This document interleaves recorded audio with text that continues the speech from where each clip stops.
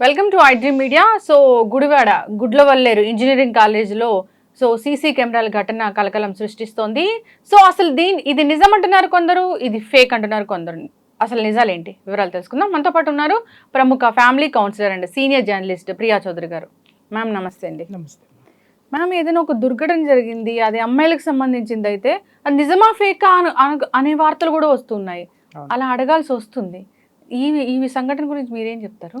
అంటే ఇక్కడ ఒక విషయం చెప్తున్నాను తల్లి, ఫేక్ నిజం.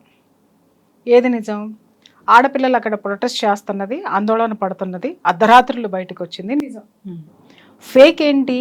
అసలు అక్కడ ఏమీ జరగలేదు. ఫేక్. Underline this point. నేనేం చెప్తున్నా, ఏమీ జరగలేదు. పాయింట్స్ మాట్లాడుకుందాం. కొంతమంది కూడా యూట్యూబ్లో కొన్ని వీడియోస్ పెడుతున్నారు, అగమ్య గోచరము. తెలిసైనా మాట్లాడాలి, తెలియకైనా మాట్లాడాలి, కాకపోతే ఏదో మాట్లాడాలని ఎవరు మాట్లాడకండి. ఇక్కడ అసలు జరిగినటువంటి పూర్వాపరాలు ఎవరైనా పరిశీలించారా? ఇది ఫేక్ అని మాట్లాడేటటువంటి వాళ్ళు. సంఘటన ఎప్పుడు జరిగింది? ఈ సంఘటన విద్యార్థినులకు తెలిసిన తరువాత, వాళ్ళకి ప్రూఫ్లు కనపడిన తర్వాత, ప్రూఫ్లు అంటే వీడియోలు పోయి వీళ్ళు చూసుకోవడమో లేకపోతే ఇంకొకటో కాదు, మగ విద్యార్థులు ఎవరైతే ఉన్నారో వాళ్ళు టాపిక్ మాట్లాడుకుంటున్నారు. ఒరే మనం చూసిన వీడియోలో పిల్ల ఈ పిల్లే కదా, ఇవే హ్యాండ్స్ కదా, అవి కదా, ఇవి కదా అని చెప్పేసి కామెంట్స్ చేసుకుంటుంటే అక్కడి నుంచి మొదలైంది ఈ ముసలం అనేది. అర్థమైందా? ఏంటి వీడియోలో ఏం చూశారు అనేది దాని మీద దృష్టి పెట్టి అసలు ఇది ఏంటి అనేది కూపీ లాగితే బయటకు వచ్చినటువంటి విషయం ఇది. బయటకు వచ్చినప్పుడు మొత్తం విద్యార్థినులందరూ కూడా ఏం చేశారంటే పోయి కాలేజ్ యాజమాన్యానికి వీళ్ళు రిపోర్ట్ చేశారు. ఫస్ట్ రిపోర్ట్ చేశారు, ఈ ఆందోళన రాత్రి జరిగింది కాదు. Underline this point. రాత్రికి రాత్రి పుట్టినటువంటిది కాదు. 1 వీక్ 10 days బ్యాకే ఇది జరుగుతుంది. 10 days గా జరుగుతుంది. 1 వీక్ కిందట ఈ ఆడపిల్లలందరూ, హాస్టల్లో ఉన్నటువంటి ఆడపిల్లలందరూ వెళ్ళి యాజమాన్యానికి, వార్డెన్కి ఫస్ట్ ఇచ్చారు. వార్డెన్ యాజమాన్యానికి ఇచ్చింది. ఆ తర్వాత అక్కడ వీళ్ళని పిలిచి అడగడం జరిగింది. డిస్కషన్స్ జరుగుతున్నాయి. ఏమని జరుగుతున్నాయంటే, మేడం ఇది జరిగింది అని అంటే ఆధారాలు ఎక్కడున్నాయి అనగానే వీళ్ళు ఎవరెవరి దగ్గర వీడియోస్ ఉన్నాయో, ఎక్కడ వీడియోస్ ఉన్నాయో పేర్లతో సహా వీళ్ళు చెప్పారు. చెప్పిన తర్వాత ఓకే మేము ఎంక్వైరీ చేస్తాం, మేము కనుక్కుంటామని చెప్పి దాన్ని అలా వదిలేశారు. ఒక రోజు గడిచింది, 2వ రోజు గడిచింది, ఇది జరగలేదు అనేటటువంటి విషయాలు వీళ్ళు చెబుతున్నా జరిగినాయి అనేటటువంటి బలమైనటువంటి ఆధారాలు ఉన్నాయి. సాక్ష్యాలు అని అడుగుతున్నాను. అది కూడా నేను చెప్తా. ఏమయ్యా పెద్ద మనుషులు, వీడియోలు చేసే పెద్ద మనుషులు, సాక్ష్యాలు ఉన్నాయా అని మాట్లాడుతున్నారే. ఏ ఆడపిల్ల తన సాక్ష్యాన్ని బయట పెడుతుంది? అవునా? ఏ ఆడపిల్ల సాక్ష్యాన్ని బయటపెడుతుంది? ఇంకొకటి, సీసీ కెమెరాస్ అది సీక్రెట్ క్యామ్స్ పెట్టారట అని ఎప్పుడైతే ఇచ్చారో, ఆడపిల్లలు పోయి ఎత్తుకునేటటువంటి నాలెడ్జ్ ఎక్కడ ఉంటుంది? ముందు కంగారు వస్తుంది, భయం వస్తుంది. పోయి బాత్రూమ్లు ఎత్తుకరు, ఫస్ట్ వెళ్ళి కంప్లైంట్ చేస్తారు. కంప్లైంట్ చేయగానే వీళ్ళని హిడెన్ పెట్టేసేసి ఇమ్మీడియట్గా సాక్ష్యాధారాలు మొత్తము అక్కడి నుంచి క్లియర్ చేసేటటువంటి ఆ యొక్క కెపాసిటీ యాజమాన్యానికి ఉండదా? ఇది వారం రోజుల నుంచి నడుస్తుంది. రాత్రికి రాత్రి పుట్టలేదు. ఆ తర్వాత ఏమైనాయి అంటే, వీళ్ళు ఎవరెవరి పేర్లు అయితే చెప్పారో, ఎక్కడ వీడియోలు అయితే ఉన్నాయో, ఎవరి పేరు బయటకు వచ్చిందో అక్కడ వాడికి సంబంధించిన మొత్తం ఉప్పందించేసి మొత్తం డిలీట్ చేయించేశారు. ఇది జరిగినటువంటి విషయము. డిలీట్ చేపించేసేసిన తర్వాత వీళ్ళకి ఆందోళన పెరిగిపోయి వీళ్ళు ఏ చర్యలు తీసుకోవట్లేదు. వీళ్ళు పోతున్నారు, అడుగుతున్నారు, వస్తున్నారు. వెళ్ళినప్పుడల్లా మనము ఆ ఆడియోస్లో అమ్మాయిల మాటలు వింటున్నాం, ఏడుస్తున్నారు పిల్లలు. మేము కాలేజ్ వాళ్ళు మమ్మల్ని బెదిరిస్తున్నారు, డ్రగ్స్ కేసులో ఇరికిస్తాము అని చెప్పేసి. ఇక్కడ ఆడపిల్లలు ధైర్యం తెచ్చుకొని ఆలోచించాల్సింది ఏంటంటేనమ్మా, మీ కాలేజీ యాజమాన్యం మిమ్మల్ని డ్రగ్స్ కేసులో ఇరికిస్తే మీ కాలేజ్ కూడా ఇరుక్కుంటుంది. అదే ఆడపిల్లలు తెలుసుకోవాల్సినటువంటి. వీళ్ళు ఏంటంటే వాళ్ళకి ఏం తెలియదు. అమ్మో మమ్మల్ని ఇరికిస్తే మేము జైలు పాలవుతాం, మా ఫోటోలు మీడియాలో కనిపిస్తే మేము ఏదో అవుతాం, వెనకడుగు వేశారు. కానీ రాత్రికి రాత్రే ఆడపిల్లలు 300 మంది ఆడపిల్లలు కలిసికట్టుగా అక్కడికి వచ్చి సెల్ ఫోన్లో ఉన్నటువంటి టార్చ్ లైట్స్ ఆన్ చేసుకుని మరి అంత ఉద్రిక్తమైన వాతావరణం జరిగింది అనంటే, బాస్ మాట్లాడేటటువంటి పెద్ద మనుషులు లోపల యాజమాన్యానికి ఆ స్టూడెంట్స్కి మధ్య ఎన్నిసార్లు వాగ్వివాదాలు జరిగి ఉంటాయి, వీళ్ళు ఏ విధంగా వాళ్ళ గోడును వెళ్ళబోసుకున్నారు. వీడియోలు తీసుకురావాలంటే చూసేవాడు ఇస్తాడా వీడియో, లేకపోతే ఉంది అని తెలిసిన అమ్మాయి తీసుకొస్తుందా వీడియో? ఏ ఆడపిల్ల వీడియోని బయట పెడతారు? అడగడానికి కొంచెమన్నా జ్ఞానం ఉండొద్దా వీళ్ళకి? వీడియోల ఆధారాలు ఉన్నాయా? సీసీ కెమెరాలన్నిటినీ కూడా, హిడెన్ కెమెరాస్ అన్నిటినీ డైల్యూట్ చేసి కాలేజ్ యాజమాన్యం డైల్యూట్ చేసి ఉండదని ఎందుకు మాట్లాడరు? అంతమంది ఆడపిల్లలు అరే మేము బహిర్గతమయ్యామనే భయంతో ముందుకొచ్చి మాట్లాడుతుంటే ఒక్క గొంతు కన్నా ఆడపిల్లల వైపు మాట్లాడుతుందా అమ్మా? రైట్, వీళ్ళు అన్నట్టుగానే అది ఫేక్ అనే అనుకుందాం. ఫేక్ అనిపించినప్పుడు ఇంత ఉద్రిక్తత ఎక్కడి నుంచి వచ్చింది? వాళ్ళల్లో అంత బాధ, ఆవేశము, కోపము ఎక్కడి నుంచి వచ్చింది? దాంట్లో ఉన్నటువంటి వాస్తవాలు తెలియదా? ఒక ఫేక్ న్యూస్ వచ్చింది అని అంటే అది ఇంత ఉద్రిక్తతకి ఎప్పుడూ దారితీయదు. ఫేక్ న్యూస్లు ఎప్పుడు కూడా మీడియాలో హల్చల్ చేస్తాయి. ఇక్కడ వార్త బాధితుల దగ్గర ఉంది. ఇవాళ మీడియాలన్నీ కవర్ చేయబడ్డాయా, లేకపోతే మీడియా గొంతుక మూగబోయిందా? మరి కలకత్తాలో జరిగినటువంటి విషయాన్ని మనం సీరియల్గా మాట్లాడుకున్నామే, మరి ఇక్కడ ఏం జరిగింది అనేటటువంటిది మాట్లాడేటటువంటి దమ్ము ధైర్యం ఎవరికి ఉంది? అది ఆడపిల్లల గుండె ఘోష, కనీసం పట్టించుకోండి. ఇంకొక విషయము, ఇక్కడ మేమన్నీ పరిశీలించాము, ఏమి పోలీసులు ఎప్పుడు వచ్చి చెప్పారు అమ్మ ఆ విషయాన్ని? వీళ్ళు కంప్లైంట్ ఇచ్చిన వారం రోజుల తర్వాత వచ్చారు.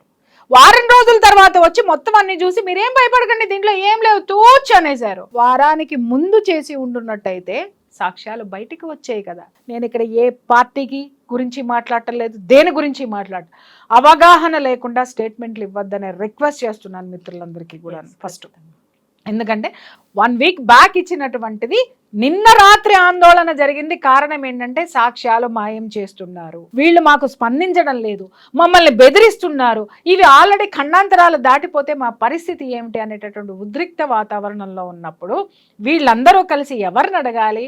కాలేజీ యాజమాన్యాన్ని చొక్కా పట్టుకుని బయటికి లాక్కురావాలి. మరి ఇన్ని సంవత్సరాల ఘన చరిత్ర కలిగినటువంటి ఆ కాలేజీలో ఇవాళ ఎందుకు ఉమ్మేస్తున్నారు? ఇవాళ ఎందుకు బయటకు వస్తున్నాయి? వారం రోజుల కిందట వచ్చినప్పుడు స్వచ్ఛందంగా కాలేజీ యాజమాన్యం పోలీసులను పిలిచి ఎంక్వైరీ ఎందుకు చేయించలేదు? బయటికి చెప్పాల్సిన అవసరం లేదు.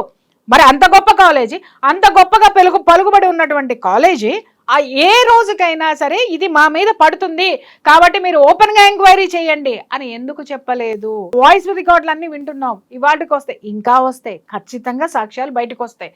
ఇవాళ మన వాళ్ళు మర్చిపోయింది ఏంటి అని అంటే సోషల్ మీడియా ఇవాళ చాలా బలంగా ఉంది. ఎవడు నోరు మూసుకొని కూర్చున్నా ఇంకొక చోటైనా సరే అది బయటికి వస్తుంది. దయచేసి అంతమంది ఆడపిల్లల గుండె ఘోషని, వాళ్ళ వేదనని వినండి. వారం నుంచి 10 రోజుల నుంచి మేనేజ్మెంట్ ఏం చేస్తుంది? మేము నిన్న 5 గంటలకి కంప్లైంట్ ఇస్తే కానీ ఇంకా మాకు తెలియదు అంటున్నారు. ఏం తెలియదు, రాత్రికి ఎలా ప్రూవ్ చేస్తారు ఫేక్ న్యూస్ అని? రాత్రి నిన్న 1 మంత్ అడిగారు ఇన్వెస్టిగేషన్ కి, మరి రాత్రి ఫేక్ న్యూస్ ఎలా ప్రూవ్ చేస్తారు?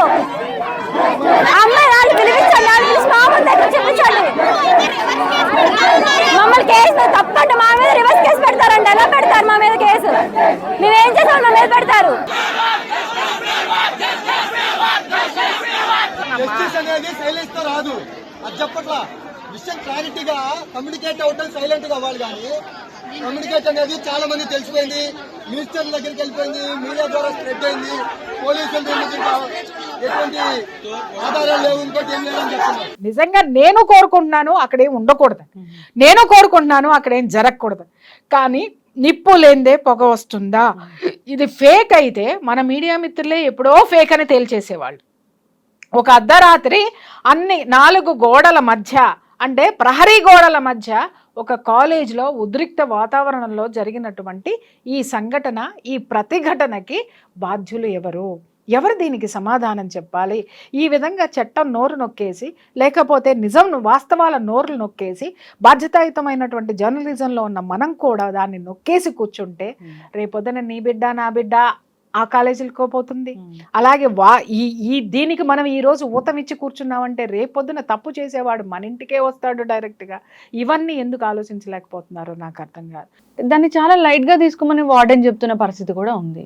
సో ఏంటిది, ఎక్కడుంది ప్రొటెక్షన్ అనేది? యథార్థవాది లోక విరోధి అని చాలా వరకు కూడా నేను ఆడపిల్లలు జాగ్రత్తగా ఉండండి. ఎందుకు జాగ్రత్తగా ఉండాలో కూడా నేను చెప్తూ వస్తూనే ఉన్నాను ఎప్పుడు కూడా. చాలా మంది నాకు చూసిన వాళ్ళు చాలా మంది చెప్తారు, మేడం మీరు ఉన్నది ఉన్నట్టు చెప్తారు మేడం, మీరంటే ఆడపిల్లలకి ఇష్టం ఉండదు, మీరంటే ఆడపిల్లలు అంత లైక్ చేయరు. లైక్ చెయ్యమని నేను అడగల, వాళ్ళకి ఏ ప్రమాదాలు వస్తున్నాయో నేను ఎప్పటికప్పుడు హెచ్చరిస్తున్నా. దాన్ని తీసుకోకపోతే జరిగేటటువంటి అనర్థాలు ఇలాగే ఉంటాయి. వాళ్ళు లైక్ చేసినా లైక్ చేయకపోయినా నాకు పెరిగే ఆస్తులు లేవు, తరిగే ఆస్తులు లేవు. కానీ నేను చెప్పే విషయాలు పట్టించుకోకపోతే మాత్రం నష్టపోయేది మాత్రం ఆడపిల్లలే. నిజంగా చెప్తున్నాను కదా. ఎందుకు అనంటే ఎన్నోసార్లు చెప్పాను నేను. ఇవాళ నిన్నగాక మొన్న ఒక్కటే సూత్రం అమ్మ. ఇక్కడ వచ్చేటటువంటి ఒక పెద్ద దరిద్రం ఏంటి అనంటే ఈ ఓయో రూములకి తలుపులు బార్లా తెరిసి అవతల పారేశారు. ఈ ఓయో రూములకి ఓయో అనేవాడు ఎవడు, అసలు ఎక్కడి నుంచి వచ్చాడు, అసలు వీడు ప్రతి ఒక్క హోటల్ని ప్రతి ఒక్క చోటుని, ఇంకా చెప్పాలంటే ఇప్పుడంటే అపార్ట్మెంట్లు కూడానంట వాడే తీసేసుకొని అనైతికమైనటువంటి చర్యలకి వాడు పాల్పడుతుంటే చట్టం ఏమి చెయ్యట్లా. చట్టం పక్కన పెట్టండి, ఎందుకంటే చట్టం అకార్డింగ్ టు లా పనిచేస్తుంది. సమాజానికి ఏ విధమైనటువంటి భయంకరమైనటువంటి విపత్తులు ఎదుర్కొంటున్నారు. ఇదే ఓయూ రూముల విచ్చలవిడితనంతో ఎన్ని సంసారాలు సుప్రీంకోర్టు తీర్పిచ్చిందనే ఒక దగుల్బాజీ మాటతోటి ప్రతి ఒక్కడు పెళ్ళాన్ని వదిలేసేసి ఇంకొక ఆడదానితో తిరిగి ఏం పిక్కుంటావో పిక్కు అంటున్నాడు. ప్రతి ఒక్కటి మొగుడిని వదిలేసి నాకు ఆల్రెడీ నాకు హక్కు ఉంది, ఇంకొకరితో తిరిగేటటువంటి హక్కు ఉంది, ఏం పిక్కుంటావో పిక్కోండి పోండి అని సంసారాన్ని పిల్లల్ని వదిలేసి ఒక శారీరక సుఖాలకి కక్కుర్తపడి సంసారాలని కుటుంబ వ్యవస్థని నాశనం చేస్తున్నటువంటి పరిస్థితులు ఇవాళ ఉన్నాయి. అవన్నీ పక్కన పెడితే ఇవాళ ఓయూ రూమ్ లో నేను చాలా సార్లు చెప్పాను, 14 సంవత్సరాల ఆడపిల్లల దగ్గర నుంచి ఓయో రూములకు వెళ్తున్నారు. ఓయో రూముల్లో ఇవన్నీ జరుగుతున్నాయి. ఈ రోజు ప్రతి ఒక్కడు నాకు డబ్బు వస్తే చాలు, సమాజం ఎట్లా పోతే ఏంటి, ఎవడెట్లా పోతే ఏంటి అనుకుంటున్నారు. బాగుంది, వాడు వ్యాపారస్తుడు, బానే ఉన్నారు. కానీ ప్రతి ఒక్క తల్లి మీ ఆడపిల్ల ఇంట్లో నుంచి బయటికి వెళ్తే తిరిగి ఎలా వస్తుంది అనేటటువంటి ఆ యొక్క ఇది మీ దగ్గర ఉందా? ఇంకొక మాట, అసలు నేను ఇవాళ జరిగినటువంటి పరిస్థితి చూస్తే లక్ష్మి, ప్రతి ఒక్క ఆడపిల్ల సెల్ ఫోన్ లో GPS పెట్టాల్సినటువంటి అవసరం ఉంది. 100%. ఆ పిల్లలు ఎక్కడికి వెళ్తున్నారు, ఎక్కడుంటున్నారు, ఏం చేస్తున్నారు. ఈ కాలేజీ దగ్గరకు వస్తే అమ్మాయి చాలా పెద్ద పొలిటీషియన్ కూతురు, ఆ పొలిటీషియన్ బెదిరించాడు, కాలేజ్ బయటికి రావద్దు, మా అమ్మాయి పేరు బయటికి రావద్దు, వచ్చిందంటే డ్రగ్స్ కేసులో ఇరికిచ్చేసి ఇంట్రాగేషన్ చేసి మిమ్మల్ని సావగొట్టేస్తాను అని చెప్పేసి అని.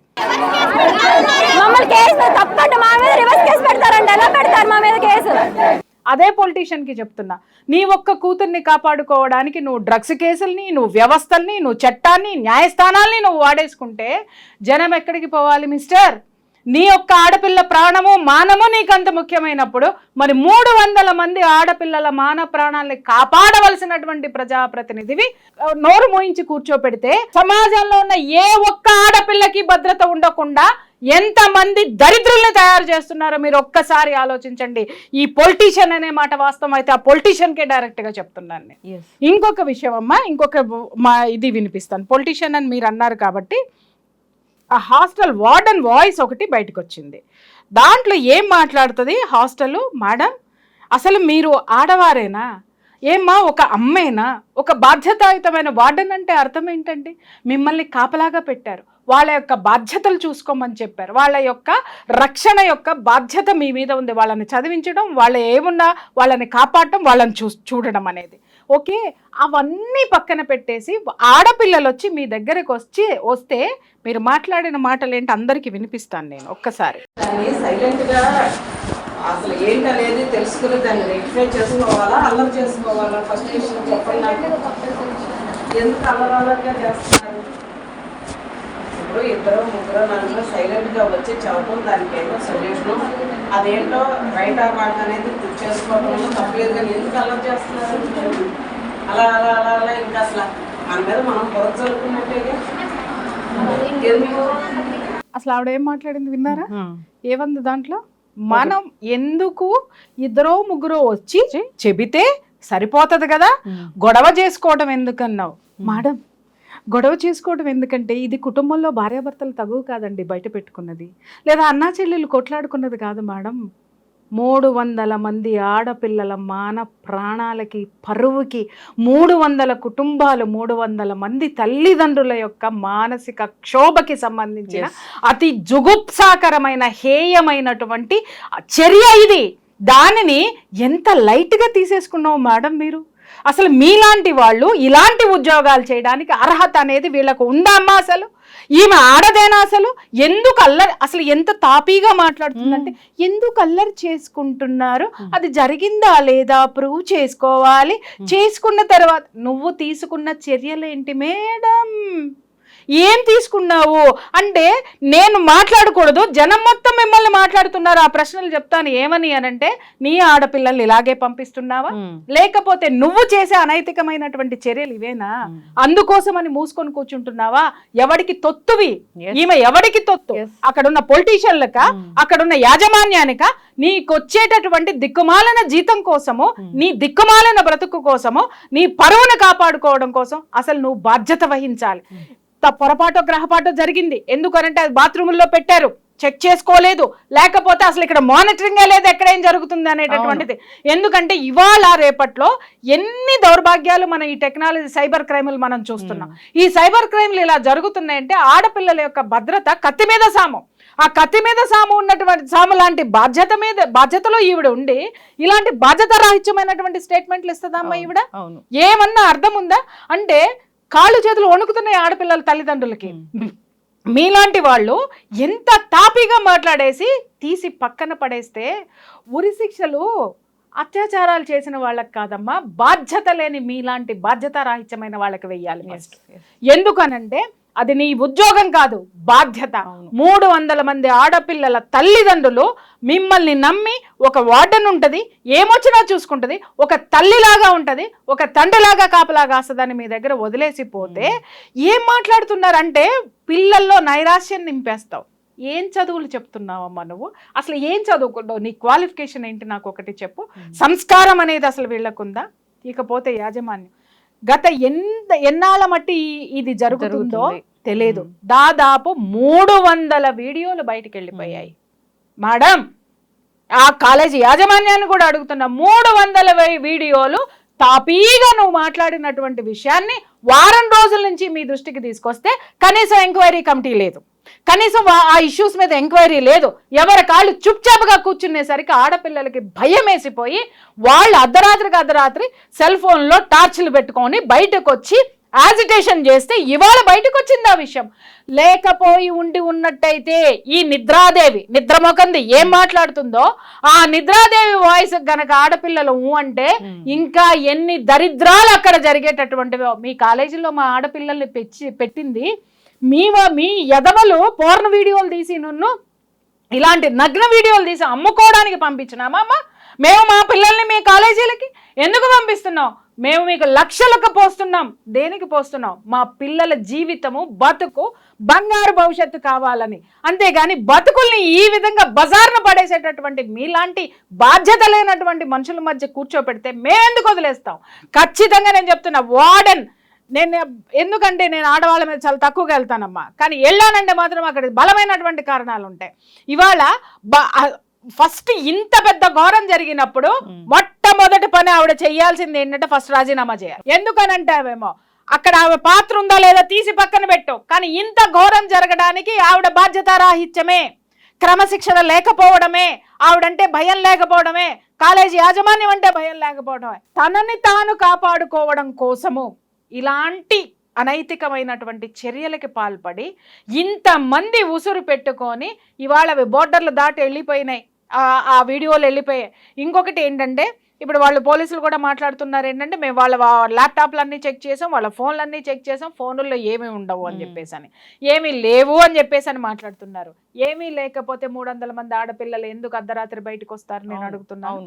అసలు నీరు గార్చేటటువంటి ప్రయత్నం, కేసును నీరు గార్చేటటువంటి ప్రయత్నం ఇవాళ మీరు ఆ ప్రయత్నాలు చేస్తే సారి వాళ్ళ ప్రభుత్వాన్ని కాపాడటానికో లేకపోతే అక్కడున్న ప్రజా ప్రతినిధులను కాపాడడానికో కాలేజీ యాజమాన్యాలను కాపాడడానికో దీని మీద సమగ్రమైనటువంటి విచారణ జరపకుండా శిక్షలు వెయ్యకుండా ఉంటే మాత్రము ఇది భయంకరమైనటువంటి శిక్షలు రేపొద్దున వీళ్ళందరూ అనుభవించాల్సి వస్తుంది జనం చేతిలో. ఖచ్చితంగా. ఎక్కడ ప్రాణం ఉంది. ఒకప్పుడు ఆడపిల్ల పుడితే వడ్ల కింద వేసి చంపేసేవాళ్ళు అనంటే కాళ్ళు చేతులు వణికే.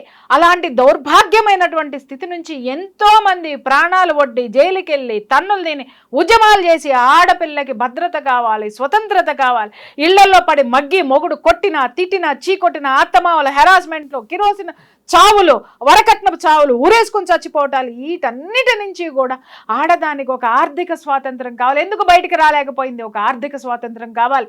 ఆర్థిక స్వాతంత్రం కావాలంటే చదువు ఉండాలి. ఆ చదువు కావాలి. విద్యా హక్కుని మీద ఫైట్ చేసి స్వతంత్రం, స్వేచ్ఛ కావాలనేటటువంటి దాని మీద ఎంతో మంది మహిళా మూర్తులు ఫైట్ చేసి ఇవాళ స్వేచ్ఛనిస్తే ఆ స్వేచ్ఛ ఈ రోజు ఒక్క ఆడపిల్ల గడప దాటి 300 మంది ఆడపిల్లల బతుకుల్ని రోడ్డు మీద పెట్టింది అని అంటే ఇవాళ ఏమనిపిస్తుందంటే, లక్ష్మి మళ్ళీ వెనకటికి వెళ్ళిపోయి 18 ఏళ్ళు రాగానే ఆడపిల్లలకు పెళ్లి చేసేస్తే బాగుండు, 18 ఏళ్ళు రాగానే బయటికి పంపించకుండా ఒక కుటుంబంలో ఒక భార్యగా ఒక ఇల్లాలని చేసేస్తే బాగుండు అనేటటువంటి ఆలోచనలు ఈ రోజు తల్లిదండ్రులకు వస్తున్నాయి.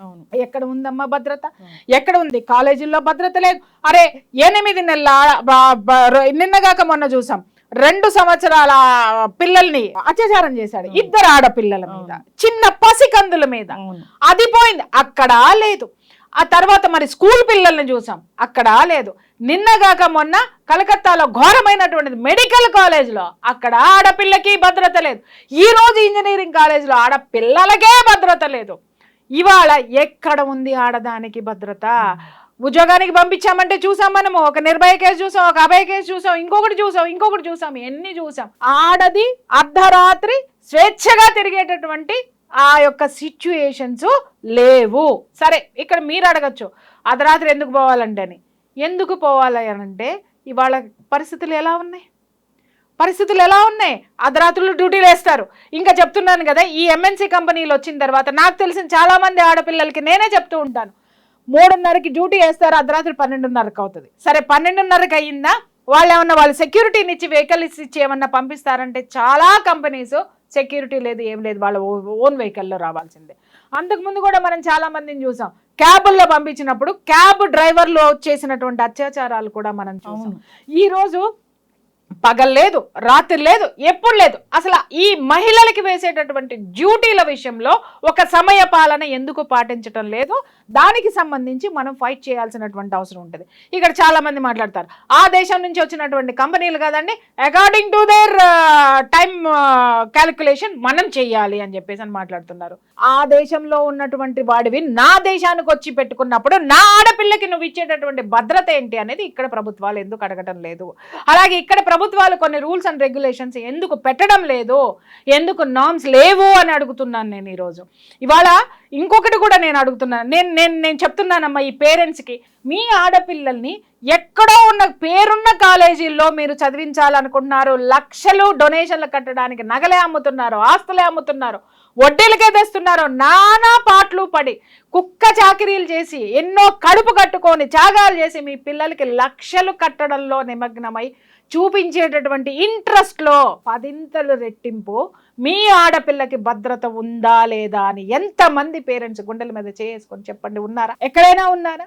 ఇవాళ చదువు చెప్పే లెక్చరర్లతోటి, టీచర్లతోటి ప్రాబ్లము, స్కూల్కి పంపించే వార్డ్ బాయ్స్ తోటి ప్రాబ్లము, ప్యూనులతోటి ప్రాబ్లము, అలాగే వార్డ్ బాయ్లు హాస్పిటల్లో ఉంటే వార్డ్ బాయ్స్ తోటి ప్రాబ్లము, అలాగే మెడికోస్కి చూస్తే అక్కడ సెక్యూరిటీ లేనటువంటి విషయం.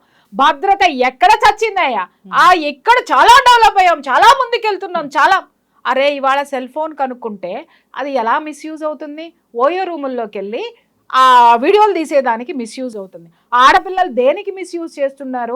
అమ్మ జ్ఞానం తెచ్చుకో, నీకు ఏదైనా సబ్జెక్ట్ తెలియదు ఉంటే ఇంటర్నెట్లో చూసుకొని చదువుకోమా అనే పేరెంట్స్ పంపిస్తే బాయ్ ఫ్రెండ్లతోటి చాటింగ్లు చేయడానికి దాన్ని ఉపయోగిస్తున్నారు అర్ధరాత్రులు. అలాగే మగపిల్లలకి ఇచ్చి ఒరే ఉపయోగించుకోరంటే వాడేం చేస్తున్నాడు, హాయ్ బేబీ బాగున్నావా అని చెప్పేసి అని ఇంకొక దాన్ని గెలికేటటువంటి రెచ్చగొట్టేటటువంటి ప్రయత్నాల్లో వీళ్ళు ఉన్నారు. అలాగే ఇంకా చెప్పాలి అనంటే ఇదే సెల్ ఫోన్ల వాడకంలో ఎంతమంది వీటిని దుర్వినియోగం చేస్తున్నారు? అసలు వీటి మీద ఆంక్షలు ఎందుకు లేవు? అసలు చట్టం ఎందుకు పని చేయడం లేదని అడుగుతున్నా. ఇక్కడ ఫెయిల్యూర్ మొత్తం కూడా చట్టానిదే చెప్తున్నా. ఈ చట్టము ఎన్ని ప్రలోభాలకి గురవుతుంది, ఎన్ని ఒత్తిళ్ళకి లోనవుతుంది, ఎందుకు గురి అవుతుంది? చట్టం స్వతంత్రంగా పని చేయదా? పని చేసేటటువంటి పరిస్థితులు లేవా? లంచం లంచం లంచం. వాస్తవం మాట్లాడుతున్నానమ్మా ఈరోజు. పోలీస్ స్టేషన్కి వెళ్ళాలంటే భయం వేస్తుంది. పోలీస్ స్టేషన్కి వెళ్తే నిన్ను నన్ను ఎవడు పట్టించుకోడు. జేబులో చేయి పెడితే అప్పుడు జేబు బరువుగా ఉంటే ఉన్నవాడికి మాత్రమే న్యాయం జరుగుతుందని చెప్పిన వాళ్ళు ఎంతమంది ఉన్నారో నా దగ్గర నాకు తెలుసు. మేము వెళ్ళినా కూడా ఇలా చేతులు కట్టుకొని నిలబడాల్సినటువంటి పరిస్థితులు నేను ఎన్నిటినో చూశాను. తర్వాత నుంచి నాకు నిజంగా చెప్తున్నాను కదా, ఎవడి కష్టం వాడు పడాలి, ఎవడి ఇది వాడు చూసుకోవాలి, పోరాడండి. ఈ చైతన్యం జనాల్లో నేను తీసుకురావడానికి కారణం అదే. వ్యవస్థలు భ్రష్టు పట్టిపోయినాయి వాళ్ళు మాట్లాడాలంటే. అలాగే మనుషులు కూడా, సమాజం కూడా భ్రష్టు పట్టిపోయింది. ఆలోచన లేవు. నీ బిడ్డను చదివించేటటువంటి కాలేజీలో ఎలాంటి సెక్యూరిటీ ఉందని లేదు. అలాగే అక్కడ ఏదన్నా తప్పు జరిగింది అని అంటే నీ బిడ్డ నీకు ధైర్యంగా చెప్పేటటువంటి స్వతంత్రతని ఆ బిడ్డకి ఆ ధైర్యాన్ని నువ్వు ఇవ్వడం లేదు. అలాగే ఇంకొక విషయం ఏంటంటే, ప్రతి ఒక్క తల్లిదండ్రులు ఆడపిల్లకి సెల్ ఫోన్ ఇచ్చేటప్పుడు ఒక్క వార్నింగ్ ఎందుకు ఇవ్వరు? ఈ సెల్ ఫోన్ ద్వారా నీ భవిష్యత్తును ఏదో విధంగా మిస్యూజ్ చేసుకున్నా పగిలిపోద్ది అని చెప్పేసినటువంటి భయము ఆడపిల్లల్లో ఈ రోజు లేదు. ఎట్లా పడితే అట్లా ఆడపిల్లలు మాట్లాడడం నేర్చుకున్నారు. నాకు అర్థం కాక అడిగితే ఆడపిల్లలు అందరూ హక్కుల గురించి మాట్లాడేస్తారు. వాళ్ళకి ఏ హక్కులు ఉన్నాయో మాట్లాడతారు. సామాజిక బాధ్యత లేదు వీళ్ళకి. తల్లిదండ్రుల మీద చూసుకోవాల్సిన బాధ్యత లేదు వీళ్ళకి. తల్లిదండ్రులు ఏ కష్టపడి చదువులు చదివిస్తున్నారో వాటిని మర్యాదపూర్వకంగా వాటిని అందిపుచ్చుకొని వాటిని కంప్లీట్ చేసుకుని ఒక బాధ్యతాయుతమైన సిటిజన్గా ఎదగాలనేటువంటి బాధ్యతలు మాత్రం మాట్లాడరు. వీళ్ళకి ఏం కావాలో మాత్రం మాట్లాడతారు. నీకు ఇచ్చేటండి ఒక కాలేజ్కి నువ్వు వెళ్ళడానికి నీకు సర్వీస్ చేసేటటువంటి ఒక బస్సులో ఎక్కావు, ఒక ట్రైన్లో ఎక్కావు, దాన్ని మెయింటైన్ చేసేటటువంటి ప్రభుత్వానికి కానీ ఆ సిస్టమ్కి కానీ నువ్వు ఇచ్చిన మర్యాద ఏంటి? అలాగే నువ్వు అనుభవిస్తున్నవి చాలా వరకు గవర్నమెంట్ ఇస్తుంది. గవర్నమెంట్ ఎవరి ద్వారా ఇస్తుంది? సమాజంలో నీలాంటి వాళ్ళు నాలాంటి వాళ్ళు కట్టే ట్యాక్సుల ద్వారా నువ్వు అన్ని బెనిఫిట్స్ పొందుతున్నావు. అమ్మా ఆడపిల్లలు, మీరు చదివేటటువంటి చదువుల్లో అన్ని మీరు లక్షలు ఖర్చు పెడితే వచ్చే కాదు. మాలాంటి వాళ్ళము ప్రతి మానవుడు కింద ఉన్నటువంటి కామన్ మ్యాన్ కూడా పప్పులు ఉప్పులు కట్టినటువంటి ట్యాక్సులతోటే మీరు బతుకుతున్నారు. ఫీజు రీఎంబర్స్మెంట్ ఎవరి జేబుల్లో నుంచి వస్తుందమ్మా? ఈ ఆడపిల్లల్ని మగపిల్లల్ని నేను అడుగుతున్నాను. మళ్ళంటే ట్యాక్సులు కట్టబట్టి కాదా? సామాన్యుడు ఉప్పు పప్పు మీద వేసుకునే పన్నులు కాదా? సెల్ ఫోన్ రీఛార్జ్ ఎంత పెరిగింది? అలాగే డేటా ఎంత పెరిగింది? ఛార్జెస్ ఎంత పెరిగినాయి? ఇవన్నీ ఎవరి ద్వారా వస్తున్నాయి? మిమ్మల్ని పోషించడానికి, మీకు చదువులు చెప్పడానికి మేమందరం కష్టపడుతుంటే సమాజం ఎవరికి కావాలి అని మాట్లాడుతున్నారు. కొట్టాలి ఒక్కొక్క పిల్లోని కూడా. సమాజం ఏంటి అని మాట్లాడితే సమాజాన్ని ఇలా మాట్లాడి కదా భ్రష్టు పట్టింది. దిక్కుమాలి అరే ఊరే తురే అరేటటువంటి వీడియోలన్నిటిని యూట్యూబ్ల మీద ఎందుకు పడరు? యూట్యూబ్కి రిపోర్ట్ ఎందుకు ఇవ్వరు? ఇది సమాజాన్ని భ్రష్టు పట్టిస్తుందని. ఎవడికాడు వ్యూస్ వస్తున్నాయి, నాకు డబ్బులు వస్తున్నాయి. ఒక మర్డర్ జరిగిందంటే అనకూడదు కానీ పుంకాలు ఈడు పోయి అక్కడ మర్డర్ దగ్గరుండి చేసినట్టు చెప్తాడు. ఒక్కొక్కడు కూర్చొని ఈడు పోయి అక్కడ పోస్ట్ మార్టం చేసినట్టు చూసినట్టే చెప్తాడు. ఇంకొకటి ఈడు పోయి అక్కడ కూర్చొని ఆ కేసు వాడే వాదించినట్టు చెప్పేస్తా ఉంటాడు. ఎప్పుడు చెప్తారమ్మా? ఆ సంఘటన జరిగినప్పుడు ఇన్ఫర్మేషన్ మాత్రమే ఇస్తారు కానీ సీరియల్ మాత్రం వేసుకుంటూ పోతారా? పోతుంది. ఈ రోజు ఎందుకు చేస్తున్నారు మీరు అంటే కాల్పనిక కథలు చెప్పి చెప్పి చెప్పి జనాల బుర్రలో ఏం చేస్తున్నారంటే ప్రపంచమంతా ఇంతేరా, జనమంతా ఇంతేరా, వాడు అట్లా ఉన్నాడు కాబట్టి నేను ఇలాగే ఉంటాను రా. వాడిని ఎవరేం చేస్తున్నాడు? భయం ఎవరు పెడుతున్నారు? మీడియా పెడుతుందా? ఎవరు పెట్టడం లేదు. ఒక శిక్ష పడితే ఒకడికి దాని మీద ఎందుకు డిస్కషన్లు పెట్టరమ్మా? పెట్టే దమ్ము ఎవరికి ఎందుకు లేదమ్మా? ఎంతసేపు ఎలా జరిగింది, ఏం జరిగింది, ఏ విధంగా పోయారు, ఇలాంటి దరిద్రమైనటువంటి చేయడానికి ముందుకు వస్తున్నటువంటి వీడియోస్ కంటే ఘోరమైనటువంటి ఈ ఇంటర్వ్యూస్ కూడా నేను చెప్తున్నాను కదా. ఇలాంటి వాటిలన్నిటినీ ప్రోత్సహించడం వల్ల కూడా ఆ ప్రమాదం ఇవాళ ఇంతమంది మగపిల్లలు ఎందుకు తెగించారు?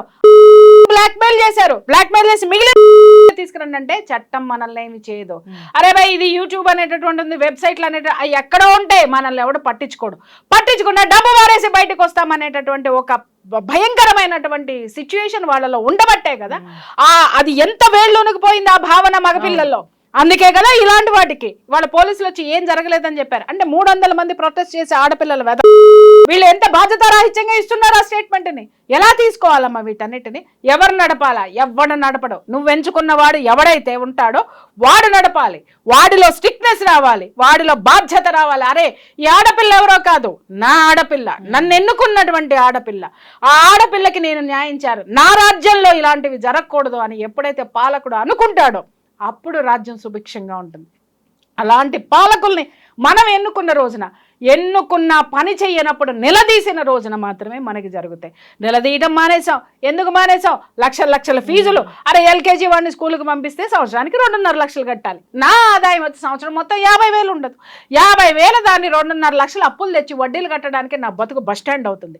ఇక్కడ మినిమం ఫెసిలిటీస్ గవర్నమెంట్కి సంబంధించి మనకి ఇవ్వాల్సిన మౌలిక సదుపాయాలంటే విద్యా వైద్యం 2 ఇవాళ సామాన్యుడికి అందేటటువంటి దీంట్లో ఉందో. జ్వరం వచ్చిపోతే 30,000 కట్టి బయటకు వస్తున్నాడు. ఉత్త జ్వరానికి వాళ్ళు ఇచ్చే యాంటీబయాటిక్ టాబ్లెట్స్ వేసుకొని బయటికి రావడానికి.